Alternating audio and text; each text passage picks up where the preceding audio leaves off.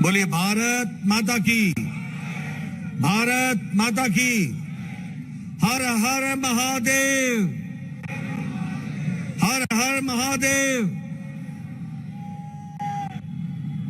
आज की इस जनसभा में मंच पर उपस्थित हमारे भारतीय जनता पार्टी के जुझारू, कर्मशील और संवेदनशील अध्यक्ष श्री चंद्रशेखर बावनकुले जी, हमारी राष्ट्रीय मंत्री, मध्य प्रदेश में सह प्रभारी बहन पंकजा ताई मुंडे जी, हमारे केंद्रीय मंत्री राव साहब दानवे जी, केंद्र में हमारे मंत्री भागवत कराड़ जी, हमारे विजय राहतकर जी राष्ट्रीय महामंत्री, और अतुल सावे जी विधायक औरंगाबाद पूर्व, हमारे संगठन को चालना देने वाले ऐसे हमारे राष्ट्रीय सह संगठन मंत्री शिव प्रकाश जी, हरिभाऊ जी, हमारे सांसद मनोज कोटक जी, संजय केणेकर जी, शिरीष जी, विजय जी, हमारे प्रशांत जी, बसवराज जी, प्रवीण घुगे जी, मनोज जी, इंद्रीश जी, बापू जी, सम्मानित मंच, सभी यहां मंच पर सम्मानित सज्जन वृंद, और यहां इतनी बड़ी संख्या में संभाजी नगर में आए हुए देवी और सज्जनों, मीडिया के मेरे साथी, प्रिंट मीडिया और इलेक्ट्रॉनिक मीडिया के मेरे साथी, सबसे पहले तो मुझे इस वीर भूमि पर, जो छत्रपति शिवाजी महाराज की पवित्र भूमि है, उसमें आने का सौभाग्य मिला। मैं वीर छत्रपति शिवाजी महाराज से प्रेरणा लेकर नमन करके अपनी बात को प्रारंभ करता हूं। मैं जब संभाजी नगर आया हूं तो मुझे कृष्णेश्वर ज्योतिर्लिंग को भी नमन करते हुए, इस पवित्र भूमि, पुण्य भूमि को नमन करते हुए भी मैं अपनी बात को प्रारंभ करता हूं। ये वीरों की भूमि है। अगर हम याद करें तो 1857 में आजादी की लड़ाई में यही संभाजी नगर से लगभग 24 हमारे स्वतंत्रता सेनानियों ने अपना बलिदान भी दिया, योगदान भी किया और लड़ाई को आगे बढ़ाने का काम किया।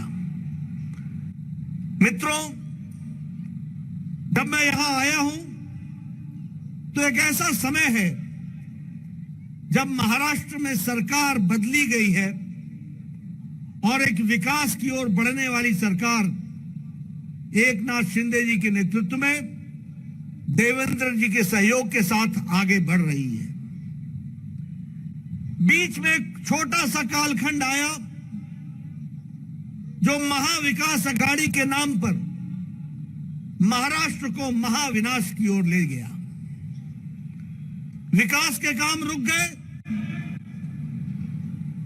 परिवारवाद हावी हो गया, भ्रष्टाचार चरम सीमा पर हो गया और लोगों के जनहित के काम रुक गए। लेकिन आज मुझे खुशी है कि जब मैं महाराष्ट्र में आया हूं तो फिर से विकास के कार्यों को ताकत देकर के आगे बढ़ाने का काम चल रहा है। और मुझे इस बात की भी खुशी है कि आज जब दुनिया में एक तरीके से कई तरह के संकट आए हैं तो हम गौरव के साथ ये कह सकते हैं कि प्रधानमंत्री मोदी जी के नेतृत्व में इन मुसीबतों में भी देश पूरी ताकत के साथ आगे विकास की ओर छलांग लगाता हुआ बढ़ रहा है। इस बात को भी हमको समझना होगा। और मैं ये कहने के लिए नहीं कह रहा हूं, सिर्फ इसलिए नहीं कह रहा हूं कि प्रधानमंत्री मोदी जी हमारे नेता हैं, हमारी पार्टी के नेता हैं। आज आप देखिए, मैं कोरोना की अगर बात करूं तो आपके सामने चाइना की तस्वीर आपके सामने है। मैं कोरोना की बात करूं तो अमेरिका जैसे शक्तिशाली देश के स्वास्थ्य सेवाएं भी लड़खड़ा गई, चरमरा गई। आप कोरोना की बात करें तो यूरोप भी एक तरीके से अपने आप को मजबूर रूप में देखता रहा जब कोरोना आगे बढ़ा था। लेकिन हम ये गौरव के साथ कह सकते हैं, और मैं आज दृश्य देख रहा हूं, आप सब लोग इतनी बड़ी संख्या में बैठे हैं, सब बहुत नजदीक नजदीक बैठे हैं, किसी के चेहरे पर मास्क नहीं है। आज ये ताकत अगर मुझे हम लोगों को दी है तो प्रधानमंत्री मोदी जी ने 220 करोड़ वैक्सीन, 220 करोड़ टीकाकरण, 130 करोड़ की जनता को डबल डोज विथ बूस्टर लगा करके ताकत प्रदान की है। इस बात को भी हमको ध्यान में रखना चाहिए। मैं बार बार चर्चा करता हूं कि कोरोना की दृष्टि से देखा जाए, मैं पूर्व स्वास्थ्य मंत्री रहा हूं। आपसे मैं चर्चा करना चाहता हूं, इस देश में टेटनस की दवा को आने में 25 साल लग गए। इस देश में ट्यूबरक्लोसिस की दवा को आने में 25 साल लग गए।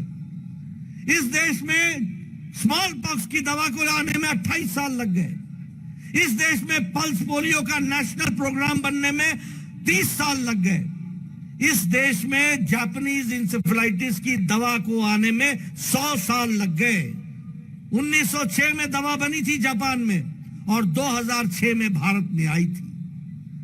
लेकिन कोरोना 2020 की जनवरी में 20 को आया। 2020 के अप्रैल को प्रधानमंत्री जी ने टास्क फोर्स बनाया। भारत सरकार की ओर से दवाई की कंपनियों को रिसर्च करने के लिए पैसा भी दिया, व्यवस्था भी की, और 9 महीने के अंदर एक नहीं 2 वैक्सीन बना करके भारत आगे खड़ा हो गया। यह भी याद करना चाहिए। और आप शायद भूल जाते हैं कि जब यह वैक्सीन बनी थी तो यही विपक्ष के लोग, यही कांग्रेस के लोग, यही समाजवादी लोग कहते थे ये भाजपा का टीका है, ये मोदी टीका है, ये मत लगाओ। वो ये भी कहते थे कि इसका ट्रायल नहीं हुआ है। लेकिन सच्चाई ये है कि हम लोगों ने 220 करोड़ लोगों को, 130 करोड़ की जनता को 220 डोज लगा करके उनको सुरक्षा कवच पहना दिया, और आज ताकत के साथ भारत खड़ा है। इस बात को भी हमको याद रखना है। और यही कांग्रेसी भाई चुपके चुपके जाके मोदी टीका लगाए, लोगों को नहीं बताया, ट्वीट नहीं किया, लेकिन मोदी टीका खुद लगवा लिया। ऐसे जन विरोधी नीतियां करने वाले लोग आज हमारे बीच में हैं। लेकिन हम वही नहीं रुके हैं। आज भारत इलेक्ट्रॉनिक्स में, मैन्युफैक्चरिंग में 7 गुना बढ़ चुका है। आज भारत इलेक्ट्रॉनिक्स के एक्सपोर्ट में 6 गुना बढ़ चुका है।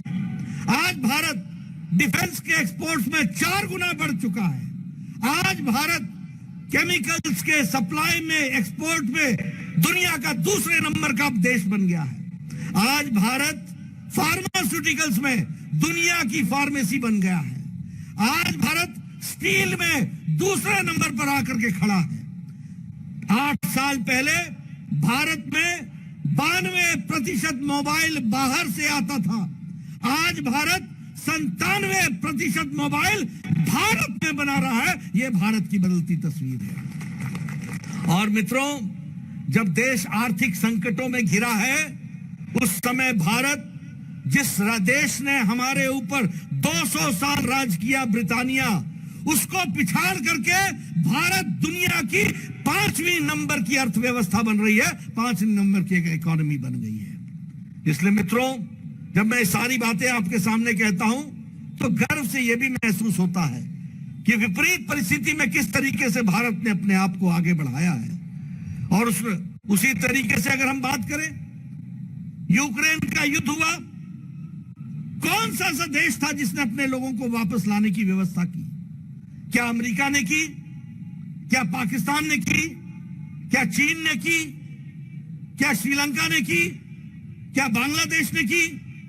कौन सा ऐसा देश था?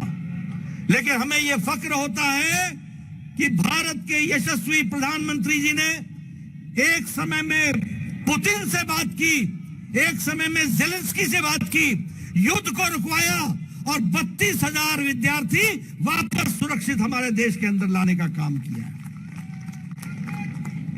इसलिए मित्रों, अगर हम विकास की कहानी कहें तो ध्यान में आता है कि देश बहुत तरीके से आगे बढ़ने का काम किया है।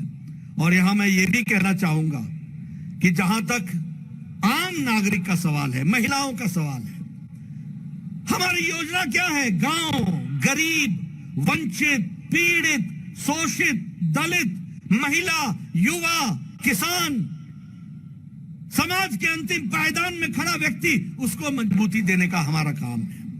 और फिर हम कहने के लिए नहीं कहते हैं, इस देश में 11 करोड़ बहनें ऐसी थी जिनके पास गैस का चूल्हा नहीं था।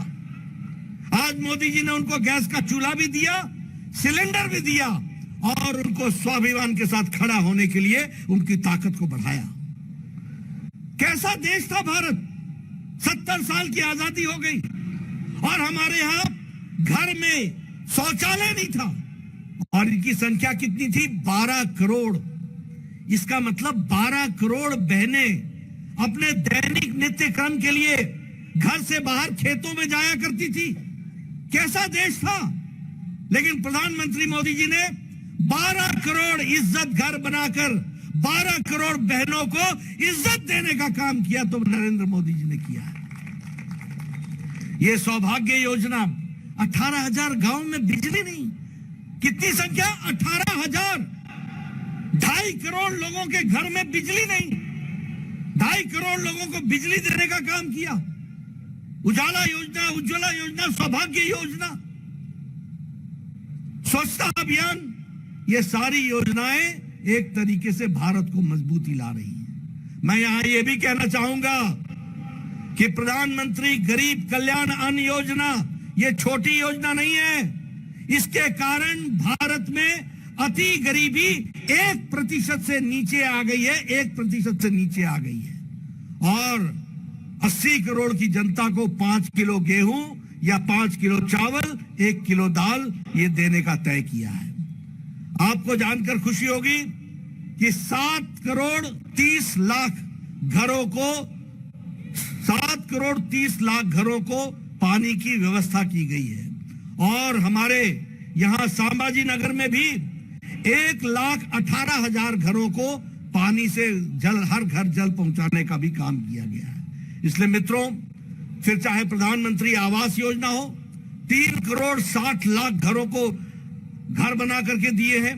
और उसी तरीके से प्रधानमंत्री किसान सम्मान निधि में 11 करोड़ 78 लाख लोगों को 2,000 रुपए हर चौथे महीने देने का काम किया है। इसलिए विकास की एक नई गाथा लिखी जा रही है। मैं यहां यह भी कहना चाहूंगा कि जब मैं महाराष्ट्र की बात करता हूं तो पिछले 12 दिसंबर को प्रधानमंत्री मोदी जी आए थे। उन्होंने 75,000 करोड़ रुपए के प्रोजेक्ट्स दिए थे, 75,000 करोड़ के प्रोजेक्ट्स दिए थे।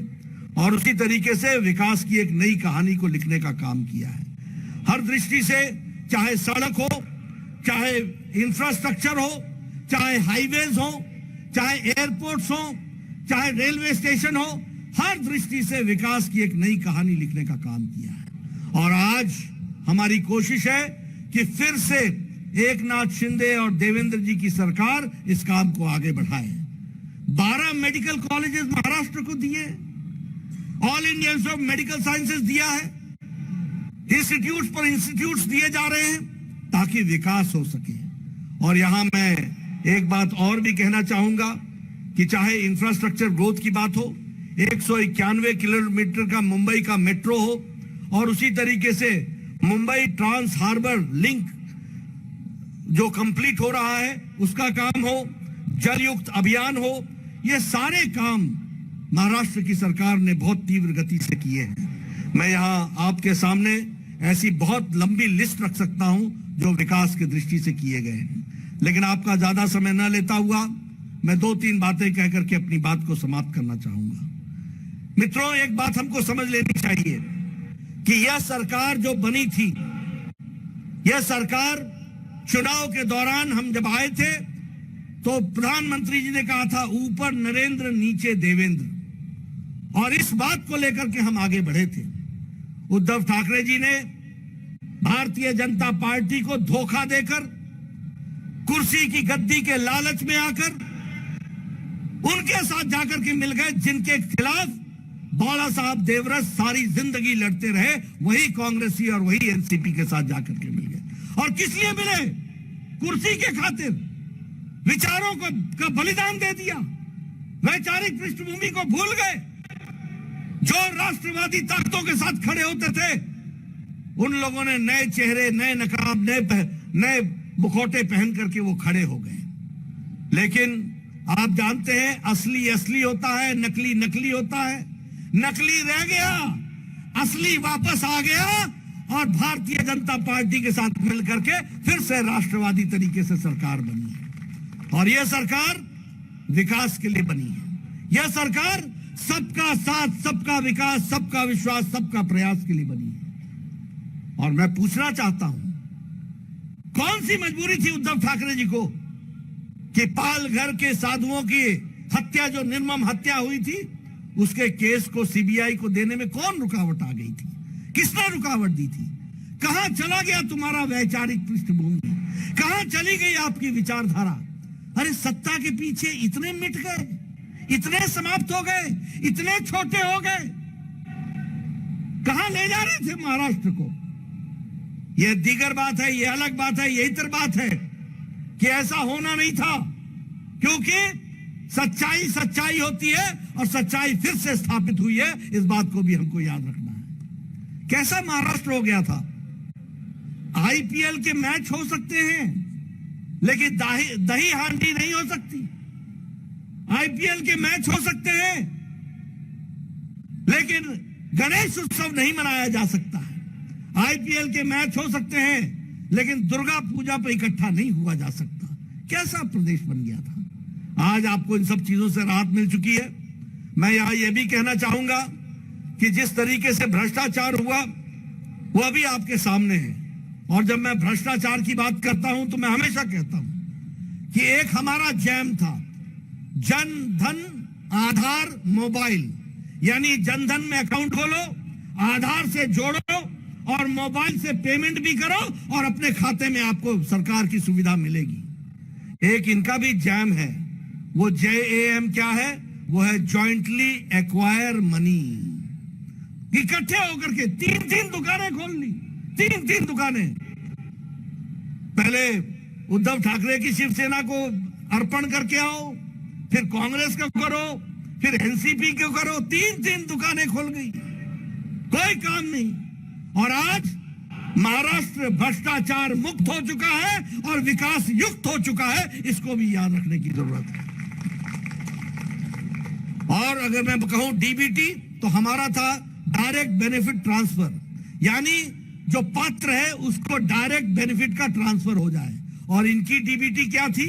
इनकी डीबीटी थी dealership, D for dealership, B for brokerage और टी फॉर ट्रांसफर। ट्रांसफर में पैसे कमाओ, दलाली में पैसे कमाओ और डीलरशिप में पैसे कमाओ। यही धंधा बन चुका था। ऐसी सरकार को आपने उखाड़ करके फेंक दिया। मैं आपको बधाई भी देता हूं, धन्यवाद भी देता हूं और आपको विश्वास दिलाता हूं कि एकनाथ शिंदे और देवेंद्र फडणवीस जी की सरकार मजबूती से महाराष्ट्र की जनता की सेवा में जुटेगी, विकास को आगे बढ़ाएगी और आगे ले जाने का काम करेगी। आप बताइए, ऐसी सरकार को आप साथ देंगे ना? आप ऐसी सरकार को साथ देंगे ना? ऐसी सरकार महाराष्ट्र में चाहिए ना? ऐसी सरकार महाराष्ट्र में चाहिए ना? ऐसी सरकार महाराष्ट्र में चाहिए ना? मैं एक ही बात आपको कहना चाहता हूं, हम नेक नियति से मोदी जी के नेतृत्व में देश की, प्रदेश की सेवा में लगे। यहां एक एक बैठा हुआ कार्यकर्ता राष्ट्रभक्त है। यहां एक एक जनता में बैठे हुए देवी और सज्जन वो राष्ट्रभक्ति से ओतप्रोत है, वो देश को आगे बढ़ाना चाहते हैं। और हम लोगों को संकल्प लेना चाहिए कि जो लोग इस देश को कमजोर करना चाहते हैं, जो लोग महाराष्ट्र को कमजोर करना चाहते हैं, जो लोग भ्रष्टाचार के नाम पर अपनी रोटियां सेकना चाहते हैं, जो सरकारें जिनके मंत्री जेल में हो, ऐसे लोगों को नमस्कार करना चाहिए और जो लोग काम करना चाहते हैं उनका सत्कार करना चाहिए, उनका स्वागत करना चाहिए। मुझे पूरा विश्वास है कि आप इन सारी बातों को ध्यान में रखेंगे और मेरी बात को आप सुनेंगे। इतनी देर रात गए भी आपने मेरी बात को सुनने के लिए आप रुके, आपका बहुत बहुत धन्यवाद। जय भारत, जय महाराष्ट्र। बोलिए छत्रपति महाराज की, बोलिए छत्रपति महाराज की, छत्रपति महाराज की। बहुत बहुत धन्यवाद।